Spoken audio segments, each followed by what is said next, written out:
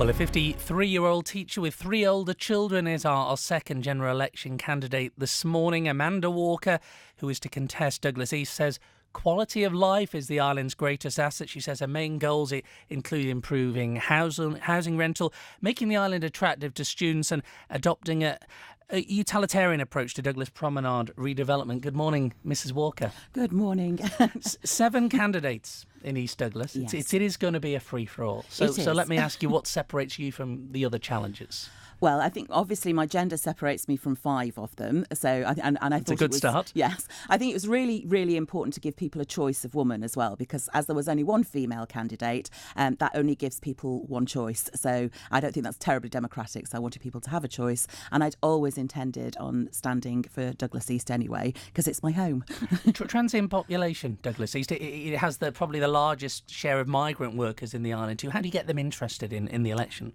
I think that's a very, very difficult one. I think there are things that are starting to happen in Douglas that are perhaps happening a little bit late for this election. The church that I belong to, the Promenade Church in Douglas, we're starting something called Cafe Lingo in October with a fabulous lady called Karen Norton, and that's going to be on a Saturday morning to encourage people to come in and develop their language skills. And it's not something that was aimed at the election, but it's something I think will really help our very, very diverse community in East Douglas. You have left it quite late to announce. I mean, you're not giving yourself that much time to reach out to potential voters. I have got a team of people to assist me, so I think that will help. And obviously, I do know quite a lot of people in the area as well. And I did campaign with Geraldine O'Neill at the by-election, so I have got some experience of doing the knocking on doors and delivering leaflets. So I am aware of the timescales.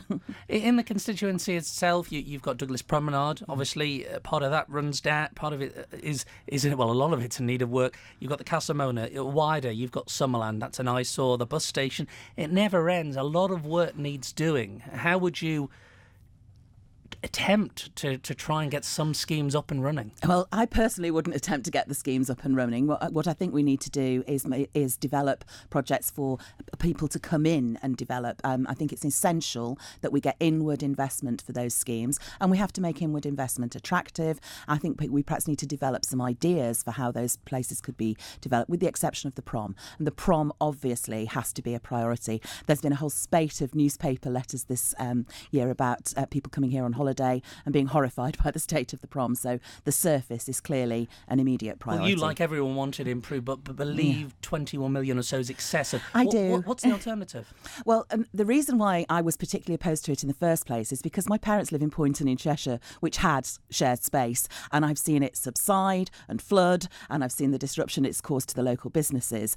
So I really, really opposed that scheme and felt that it was very much the inappropriate scheme for an area that is reclaimed land. I was very concerned that there would be a lot of subsidence. I think it's important that it looks good, but it can look good far, far more cheaply than £21 million. Well, £20 million plus the £1 million fees. You're a teacher. You say Yes. you've seen and are saddened that some of the talented students are not now returning. They're reluctant to consider university due to the debts incurred. And I mean, how can you help solve that without throwing money at it? Because debt and students, they're interlinked in 95% of cases, aren't they? They are, but we're quite different from the UK. In the UK, there is a system of student loans. We don't have that in the Isle of Man. So it's actually even more of an onus on parents than it is for the rest of the UK. So I think that is a real difficulty. And when we complain that graduates don't come back to the Isle of Man, I think that's an opportunity for us to incentivise them to come back to the Isle of Man. And again, I don't think that has to be public money. I think that, encouraging scholarships and perhaps giving tax breaks for companies that do offer scholarships to incentivise them. Because nobody's going to give you something for nothing. So you've got to try and work out a way of being able to be a win-win. Well, why, Amanda Walker, should the people of East Douglas give a cross against your name? Because you're asking for something for nothing.